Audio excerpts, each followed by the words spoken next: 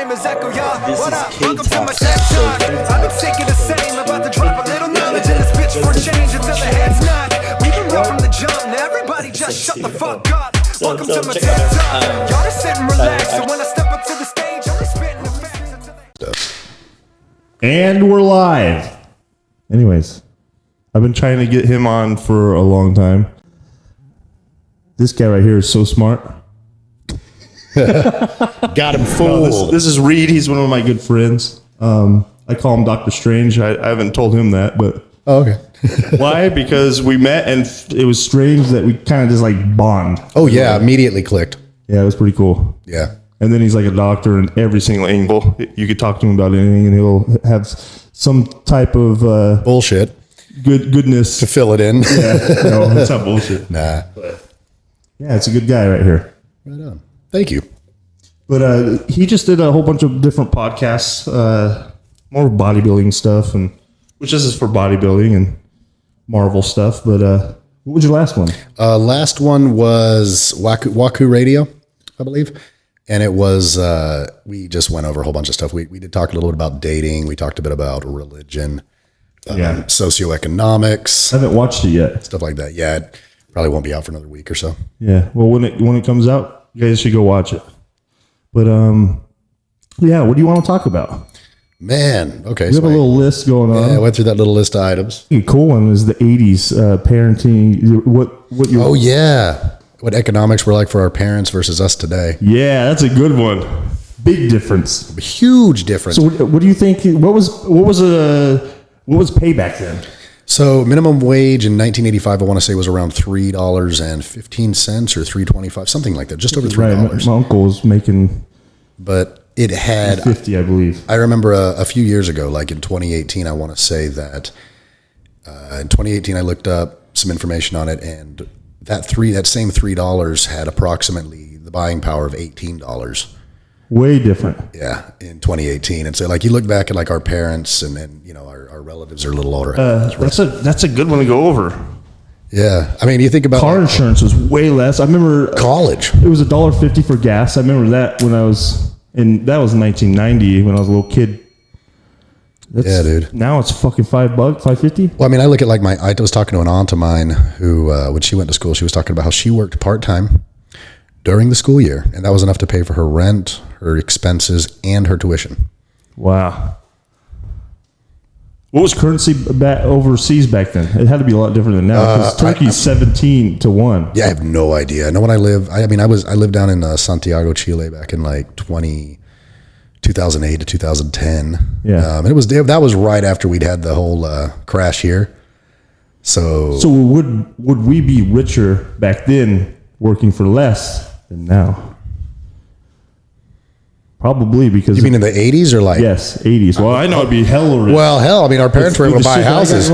Yeah. Our folks could buy houses, man. Everybody had houses they owned. Yeah, us, we can hardly get rent.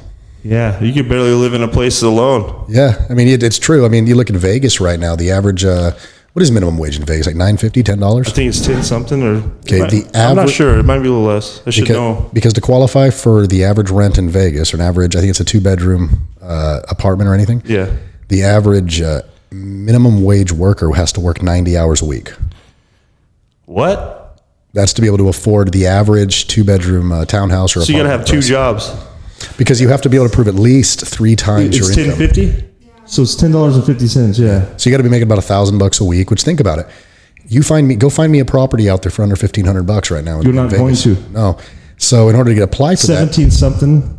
So in order to get qualified for that, the minimum requirement in Vegas is 3 times the rent as your monthly income. So yeah, in 2016, I got a nice apartment and stuff, and I think they wanted 4 times the amount of rent. Yeah. How does a normal person do that?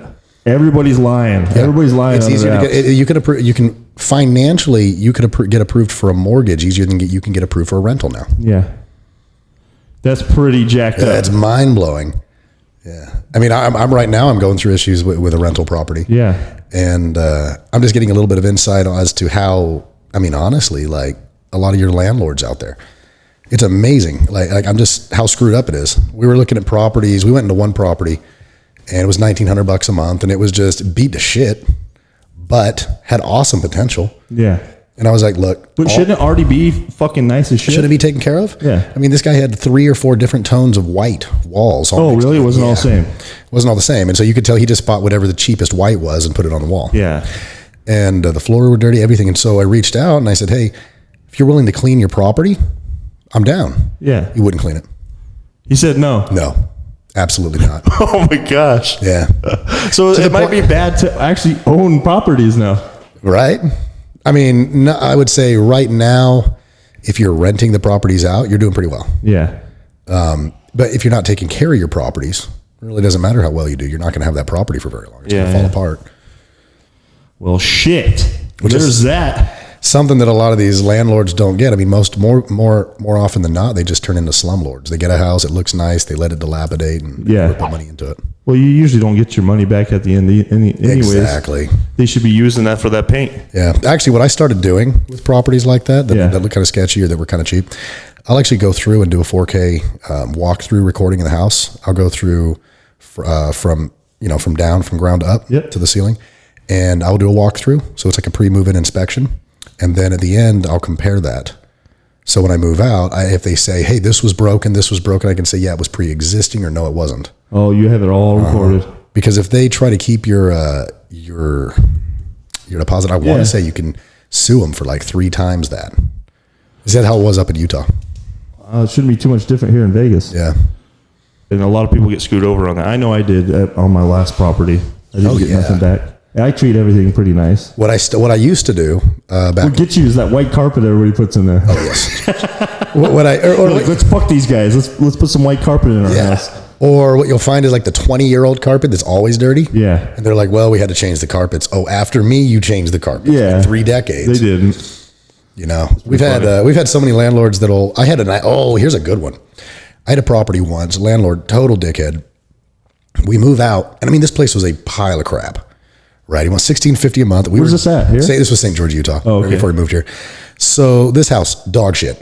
I mean, like horribly put together. But How old was the house? Man, had to be built in the 60s. The older one, yeah. Yeah. And we were in desperation. We needed a place to be. Yeah. So this landlord, he knew that. So he took advantage of it. We got in there. Then we were only there for like 6 months. We left. He refused to do anything. The house was infested with roaches, all kinds of stuff. Yeah. And when he said he had it sprayed for bugs, we found out he just walked through and spot shot it with Raid. Yeah, he did it himself. Yeah, it wasn't sprayed for bugs. So when we leave, he sends me an email telling me I owe him $6,800. For what? Right. So he also sent me the email that he meant to send to his wife of the renovations that were completed in the house. Oh, no. He accidentally sent you. So he sent me an email saying, He's like, I'm going to send this to my wife. Oh, fuck. He sent me an email saying what I owed him. And then he sent me the other email that was all the renovations done in the house. Yeah. And I responded, I was like, really? Did he send you the wrong copy or? Oh yeah, that wasn't intended for me. Oh, so it was. No. And so I called him out and I was like, hey, Dave, I'm not going to pay for your renovations Yeah. to your house. And I never heard from him again. Did he give you your money back? No. So you just moved? Yeah. Well, it's in St. George. I didn't have the money to even take him to court. Yeah. You know, I was a server at Olive Garden. You kind of. And they know that. They know when you take, I mean, my wife and I at the time, we were servers at Olive Garden. Yeah. Good day for us was $200. So at Olive Garden. So they know. Did you used to take the fucking the breadsticks and put the sauce in what is it called, the white sauce? I always do that. The Alfredo. I know some people did. You definitely gained weight there. No. That was when I did my most successful diet. Actually, I went from over 300 pounds to like 225. Tell us something about that. Holy shit. I mean, really, just working there had nothing to do with it. No. I have pretty good control when it comes to eating. Well, this dude's a badass. You got to check out his Instagram, but. Yeah, tell us about your diet on that. Did you do no carbs? Did you go hardcore? Did you know as much as you do now? No, I didn't. If I knew what I knew now, I could have probably gotten rid of most of the challenges of that diet. What'd you do? So I did go low carbs. I would get up, I'd go do my fasted cardio, I'd come home. My breakfast was 2 whole eggs and then egg whites. I don't remember how many exactly. Yeah. And I'd load it with vegetables just so I had something in my stomach. Yeah. My next meal would be like some oatmeal or a little bit of rice, and then chicken or a lean meat and vegetables. I do that for like the next 2 meals. When I'd go, Did you weigh everything out, or were you eyeballing? Yeah, I weighed everything out. So you were pretty serious. Oh yeah, very. I was like I kept a journal. I kept everything weighed out. So you have everything. Yeah, I tracked myself totally. Right now, I don't know where any of it's at. It's been like 4 years ago. 3 years ago. But we'll have to put a picture up. This is before and after. Oh yeah, totally. But it took me 4 months, and I dropped just over right around 90 pounds. That's a lot. 80 to 90 pounds. Yeah. Getting rid of fat is, I shouldn't say harder than gaining muscle. It's not as fun, that's for sure. That's true. But once you start dropping fat, you're hungry to drop It's more. true. And I feel like once you figure out how to get your body to do it, it's pretty easy. All natural. Yeah, it's pretty easy to manipulate your metabolism. Yeah, I've never had to lose 90 pounds. I've lost 30 pounds, but that's not. I was on a different type of diet. Bro, I've done it. I've lost 90 pounds, and I've also done another time where I lost 80. What are you sitting at right now? Like 230, 235. Yeah, you look bigger than that. I'm 230, 235, and really? I don't look like you. Yeah, he stays on point. He does his cardio and all that, and he does his own protocols. But that was probably the hardest thing that you've gone through is that first loss, huh? Oh yeah, it was terrible. I mean, I got to points where I was still trying to figure out things like electrolyte balance and how to keep myself hydrated with, no carbs and drinking 2 gallons of water a day. Yeah. And so the cramps that I would get were just unreal and what I didn't realize back then is I wasn't supplementing salt. Feet cramping up, all that. Oh yeah. Feet, legs. I had a time, actually my wife and I came down here for the Mr. Olympia. Yeah. And we were staying at our hotel and I got super dehydrated. This was the day that we'd walked around the expo. Yeah. So we went to bed. I woke up at maybe 3 a.m. and I couldn't move my legs. Wow. I mean, they were in too much walking and shit. They were in horrible pain. No, I could not move my legs. I couldn't wiggle my toes. I couldn't. Were you like paralyzed? Yeah. What happened? My legs had seized up so bad, I had no ability to move them. I had to use the bathroom. Yeah. I couldn't get out of bed. I couldn't stand. I couldn't move my legs. It was terrifying. Could you pee the bed? No, I woke my wife up, and I mean, she's a deep sleeper. Or let's put it this way, she's not a happy waker. Yeah. So I wake her up and I'm like, I can't move my legs, but I got to get to the bathroom. She pick you up? No, she like pulls my legs out of the bed. She does help me. She helps me there. Yeah. And then I go, I can't stand. So I sit down. And as I'm sitting, I just like collapse on the toilet. And then she goes back to bed, falls asleep. Yeah. So you're stuck on the toilet. So I was stuck on the toilet for like an hour. And that's funny. I got up, I went out into the kitchen and, I had salt and I just poured it into a thing of Gatorade. Yeah. And just drank So you need a soda. You're locked up. Oh yeah. Within like half an hour, I was okay. Really? Yeah. So that's when you kind of knew, fucking sodium. That happened to me a couple of deal. times. That happened to me a couple of times. And that's when I started supplementing salt, like 4 grams of salt, like 3 or 4 times a day. My first incident was I was doing a men's physique show, and I pulled water. I took a Diazide and something else. It was like I forget. I think I got it from a grandpa or something like that. Anyways, I took those. My mom's like, "Oh, you got a headache?" Because I had a headache and I had a fever and stuff. I was going way too far with pulling water. Okay. I had no idea what I was doing. And basically she's like, "Oh, here, take a muscle relaxer." So I take a muscle relaxer. I'm like, I probably shouldn't have done that. I've had that. You take something, you're like, shit, what did I just do? Yeah, so I'm like, fuck. Okay, well, it's not that big of a deal. I don't want to be high. Next thing you know, I'm so high, I'm getting into a hot tub. You don't do that. Oh no, and you're dehydrated. I want to fucking puke. I'm going through all the bad effects. Bad. I guarantee you I almost died. Yeah. I told my mom I needed some stuff. She ended up leaving the hotel room. My sisters were there. And she ended up leaving the hotel room and basically like took 6 hours to go get me some yams and water and stuff. So yeah, that was a close one. I was cramping up everywhere. I didn't know what to do. I thought my heart was like cramping up, but it was just my upper abs and stuff. I had no idea what was going on. That's what gets everyone is the diuretics. I lost almost 30 pounds of water that whole night. I pulled hard. The most I've lost. The Diazide took way too much out of me. It was 100 milligrams. It's too much. Dude, the most I've lost in one day is 18 pounds.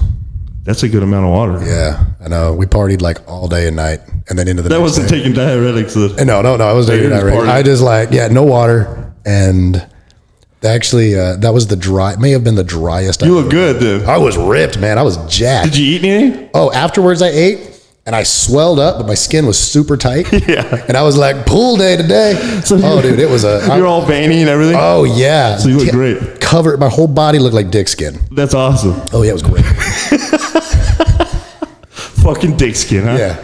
But, it was intense. You were stage ready. And I stayed that way for like chilling. 2 weeks. Really? Yeah, I didn't have to do shit to keep it. I just stayed that way for like 2 weeks. And then, you high carbon back then? yeah. You high carb now, Always huh? high carb. How many grams do you think you intake a day? At least 1,000. So he's but like, I don't I'm the eat that. same. It's interesting. So my day is weird. I go to work at 11. I'm there till 7 Yeah. or 8 in the morning. So I try to eat once or twice before I get to the gym. I usually wake up around 11 or 12. Yeah. No, that's a lie. I usually wake up around 1 or 2 because I get home at like 7 or 8 and then I try to get 4 to 5 hours of sleep. Yeah.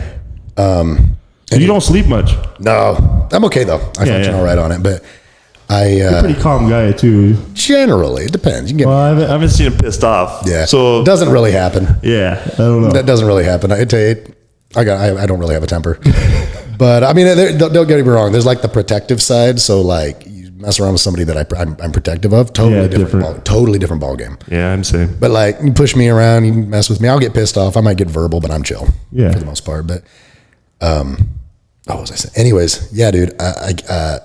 Carbs right now around 1,000 to 1,200 a day. I'll get up. My breakfast usually has about 150 to 100. Yeah, 120, 150 grams of carbs. It's either rice, oats, or like whole grain something. My next meal, and it'll have like 40 to 45 grams of protein. You do a lot of pastas though too. I see you on your Instagram sometime. Huh? Occasionally I do pastas. I actually did some pasta today, but I maybe do pasta once every other week. Oh, okay. So it's not all the time. It used to be more, huh? Used to be a lot more frequently. Okay.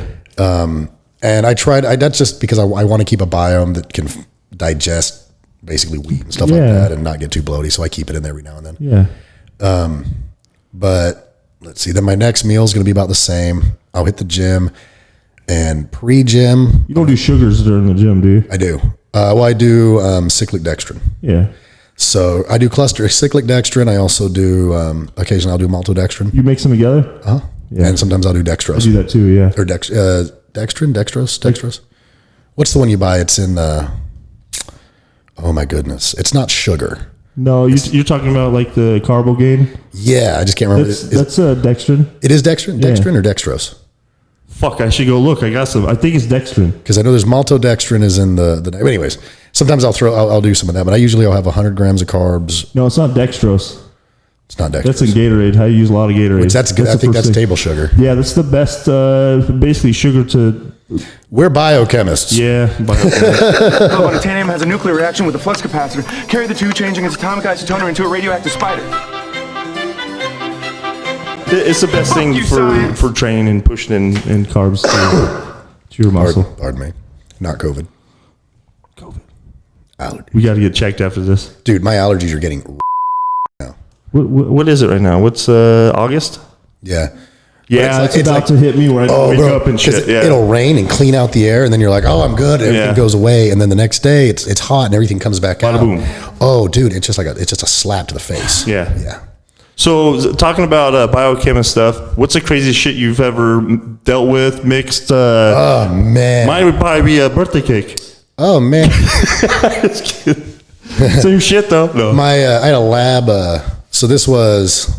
Oh, you got to talk about the cat incident. Yeah, we're way beyond statute of limitations now, so we can do this. Motherfucker. That's a good one. We're way beyond statute of limitations now, so let's talk about this. So I had a Russian chemical, a lab partner, but he was also the undergraduate teaching fellow. Yeah, I was working on his PhD. This guy was intense. He's 6'5". 245, 250. So he trains. He's huge dude. So he was power lifter guy. He's the guy that was doing reps with like 15 reps of 405, but all natural dude. So he's like us times 30 in the small. Yeah, and Russian, so it amplifies it all. You know? Oh yeah, they're. And he had a really high pitched voice. You American ladies, you've been out to Saskatchewan doing, eh? Awesome guy, loved him to pieces. But crazy man, he would do some stuff. So went in the lab. He calls me over. He's like, "Hey, can you come to the lab? I need help." I go over to the lab. I'm like, "What are we doing?" He's like, "I make meth." All right. He made meth in the lab. There it is. Yeah. As long as everything was. So you're like, what the fuck's going on yeah. here? I was like, all right, that's cool. Could you smell it? We gave it to the cat. Oh. I didn't. This is a whole nother story. I didn't. That was not me. He did. So what'd the cat do? Had the greatest time of its life, but it was So ate it. running all over the place. No, he did it in the chamber. Came out spazzing all over. I mean, it was spazzing. It was like. Did he measure? He measured the dosage of that, or just was like, here, we're just gonna burn it up, fucking put the cat in there and smell this. Yeah, basically, here it goes. 22-year-old me, like, what's going on here? Yeah, so just came out running around. You could just tell, cat on crack, basically. Yeah. Eyes were huge, but it was running around, purring, meowing, like in. It was happy though. Happy. I wish I could feel for 30 seconds what that cat felt for probably a week. So 3 days later, the cat. I have no idea. Did you ever see the cat again? Later. I'm not talking about when it disappeared. Yeah, that's what that's the next potassium, time. That was the next time I saw the cat. Oh my gosh. So I want to meet this Russian guy. I have no idea where he went. No idea where he went. I've looked for him for years. You think he got a little taste of water and potassium? No, not at all. I don't know where he went. Yeah, I know he got after he finished his PhD, he got like an internship or something on the East Coast. Yeah. And then got rid of all his social media. So he evaporated. disappeared. Yeah. Yeah, no, the cat rested. You got to tell that one. Okay, so he was making these things. They were like, but the best way I could describe it was like potassium sheets. Because we would do experiments with little pieces of it. And so it was another, he made it super thin. It was like a foil. And he had them laid out. And I don't know if they were drying or what. Wasn't really familiar with the process. Yeah. But they look like super thin sheets of like compressed potassium because it's softer. Yeah. And what he would do in the labs is he'd cut out. They weren't poured on to dry. No. They weren't sheets like that. No. He's like, you know how you can like, it's like kind of like sodium. It can cut like butter. Yeah. Yeah. Same type of deal. So just compressed in like a hydraulic press until it was super thin. Okay. And then in our labs, what he would do is he'd remove a little piece of it, like a centimeter square. Yep. That was what we would work with. So, anyways, he had like 3 or 4 of them laid out. They were maybe like, I don't know, maybe 8 inches, 8 inches. Yeah. 8, they weren't huge. Yeah. Anyways, the cat was in there. So the cat was in there. He had something going in a sink on the other side, so it wasn't close to the potassium. And the cat jumped in, got wet, freaked out, and ran right into the potassium sheets. You know what happens when water meets potassium? Bro, it hits it, and it was like, you could hear it sounded like electricity going. Yeah. That was what it did. Toast. Cat gone. Nothing left. Deleted. Click delete. What's I should have looked. I didn't know what we were talking about, but I should have looked up degrees that reaches. I've never actually seen that happen. Not sure. I hear. I'm not sure. Now I got to look. It has to be insanely high. Now I got to see it. It's wild stuff, man. Because anything over 1500 degrees, your bone starts to go. So this has to be up there around 6,000. Oh, it's I don't wild know stuff. Let's see. But it went from nice cat to no cat. Nice cat to no cat. So meth cat went missing. But and honestly, here's the thing. I love cats too. Like I have 3 cats. I'd have been heartbroken. I got my cat's names on my bracelet. Yeah. Right here, this little one. And so, but I still look back at that. What did he do? Did oh, dude, he just stared. he probably didn't know what to do? Yeah, he's like, oh, we have to clean this up. That was it. There probably wasn't much left. Maybe some bones or something, or a ball of fire. Yeah, it was just like a ball. It was pretty rough. Yeah. Like it wasn't like vaporized totally, but it kind of was.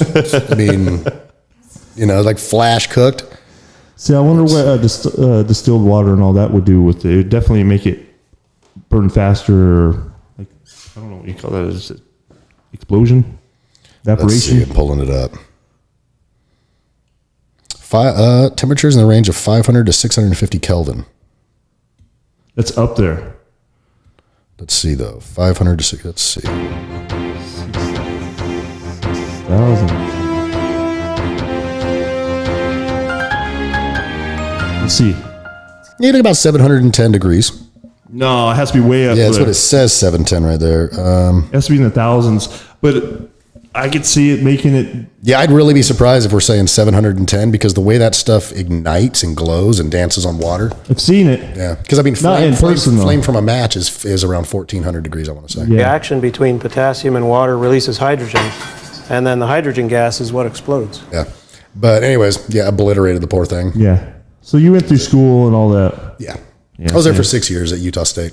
Oh, did you? Mm-hmm. That's a while. Okay, no, scratch that. I was in school for 6 years.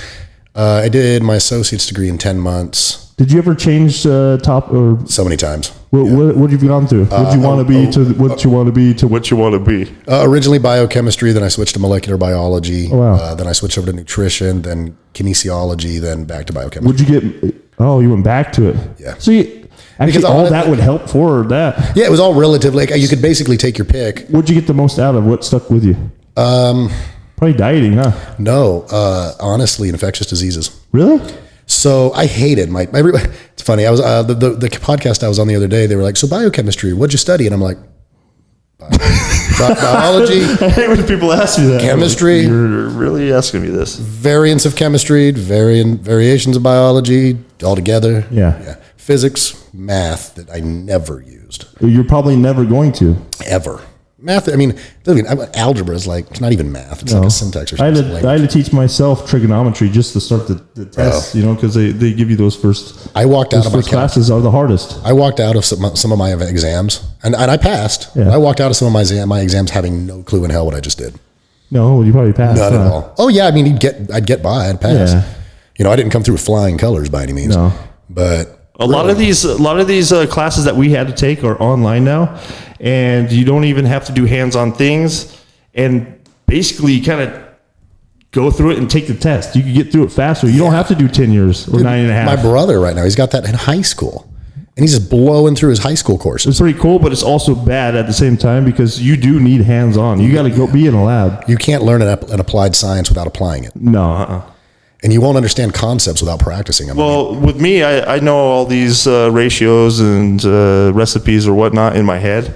When you're asking me about it, I may look like but I could show you how to do it. Yeah. And then explain it as I'm going. But yeah, some of these guys are so smart, though. They'll be able to write it down and show you all the little... Right.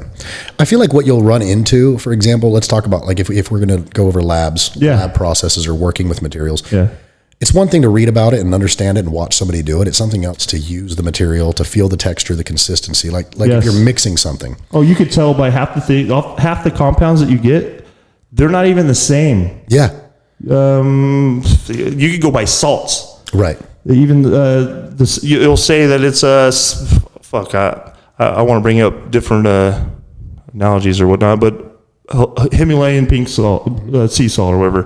You'll buy some one month, the next month it'll be bigger consistency. Yeah, so when you totally touch it, you have to weigh out differently, stuff like that. I don't know what I'm getting at. No, I totally do. We'll say Anavar. Yeah. It's there when it comes in, you'll mess with it or whatever. Some will be clumpy, some won't. Some are bigger molecules almost. It's like the difference between granulated sugar and powdered sugar. Yes, there you go. And say you go to the store, they're both called sugar. There you go. You just don't know what you're getting. Yeah, it's pretty fucked up. Yeah. I mean, you'll get that. But what I was going to say is like, try being this guy. Because like we at least got to do labs. Yeah. We at least got to work with things under supervision. Cramping up, sorry. Imagine kicking them. Imagine coming out of school with your degree and you've never even touched the materials that you learned the concepts behind. Well, half the time it's not going to come out right. Yeah, I mean, it'll probably crystallize or to crash. a degree. You can look at stuff and recognize it by sight. Yeah, because you've worked with it. Imagine getting into a lab. You can be tricked pretty good too. It might not even be the right thing that you're ordering. Getting into like a formulating pharmacy. Yep. Right. And you've never worked with these medical powders. No. You don't know how they mix. You don't know how long they take to break down. You're not familiar with them. So your first time actually experimenting is on the job when somebody's life might be on the line. I wonder how that feels. It took when I first started unprepared. I had no idea what the fuck I was doing. I was just mixing shit together like it was baking a cake. That's why I say that. Yeah. I mean, it's crazy. It crashes or right. You overheat it sometimes just because of certain stupid little things. It'll get hot fast. I feel like, in my kitchen, for example, you go through, because we make all our supplements like from scratch almost every day. Yeah. We just have our ingredients. That way, if we want to switch up our pre-workout or we want to switch up our way we do our multivitamins, we got it all there. And about every other time I order, everything comes in a little differently. So, I mean, the point is, it does. What is nowadays where everything is done online and it's all hands off, the true understanding of the concepts, like understanding what you're actually doing, what you're trying to accomplish, how to do it. They don't get that experience in school anymore. No.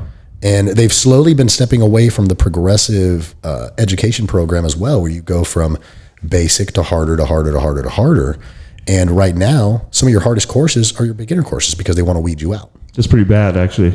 I mean, I had 900 kids in my biology and my chemistry classes. I had OChem, and I had 900 kids in that class. What do you think it is now? I don't know. A third of that, if they're even doing it. I don't think they are, actually.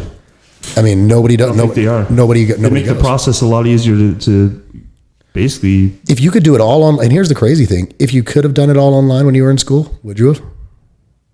Because it's Probably easy. not. I started doing stuff before I even went to school. Same. I was. involved That's in why I went to school. Really? Yeah, because I wanted to be the best. That's awesome. Which I started. I went through resource and all that when I was in high school. Really? And stuff. And it's because I didn't give a fuck. I didn't care to read. I didn't care for math. I knew I was really good at math. But then when I wanted to actually do something, I'm like, fuck. Okay, now I got to learn trigonometry. I got to fucking basically learn how to read better because I didn't know how to read. I'm not very good. I learn a lot different than others, but I keep the picture in my head. I learn different than everybody else. That's really cool though, because you're one of the brightest dudes I know. Like I can come to when I can't figure something out, you're generally the guy I turn to. Well, thank you. I probably don't talk about it proper. He understands street smarts and he's book smart. That's for fucking sure.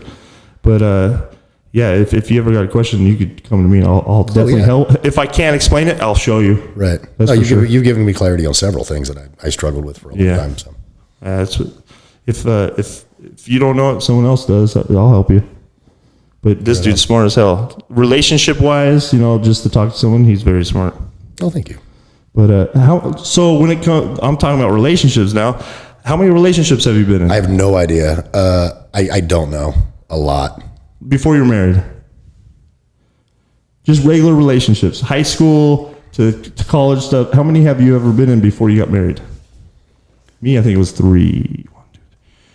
4 real relationships. My first love.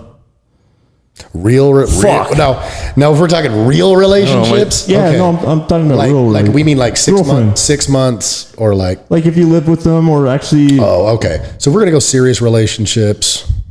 Because he knows a lot. Like 4 or 5. Okay. Yeah, like 4 or 5. Because he goes deep in there too. He'll talk about I don't know what happened in their childhood, or he'll make you think further.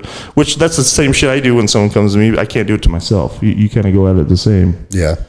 But I've actually been spending more time trying to be able to do that with myself because there's stuff that needs to be worked on and healed in there. I just started going to a guy named Joe Peroni. He's a badass bodybuilder. He's old school, and he's a therapist. I went through one phone call with him, and Really? His homework to me this last week was, "Who are you?" I'm like, "Fuck, who the fuck am I?" So I'm all researching on stuff Right. to bring that out so you recognize who you are. That's a hard question. Oh yeah. Have you been through that? Have you been asked that? I haven't. I mean, I've asked myself that. Yeah, but who are you? Are you this chemist guy? Are you a guy that just likes to work out and you just stand around and watch people? Who are you? Man, That's a hard one. I need to think on that one for a minute. I know he said it. I was like, that's fucking easy. I'm Tyler Sackett. Like I love people. I want to help people. And I'm like, well, there's more than that. Who am I? Where did this start? Right. I get that. Yeah. That would be one that I need to put some thought into though, to dig into. I've been thinking about it for a week. Yeah. And I have no fucking answer for him when he calls me in like 2 days. But anyways, I guess, how long have we been on here? I don't know. What time are we looking at? It's been 30 minutes. Yeah, we'll call that good. We'll do another one. Okay. And we're out. It works.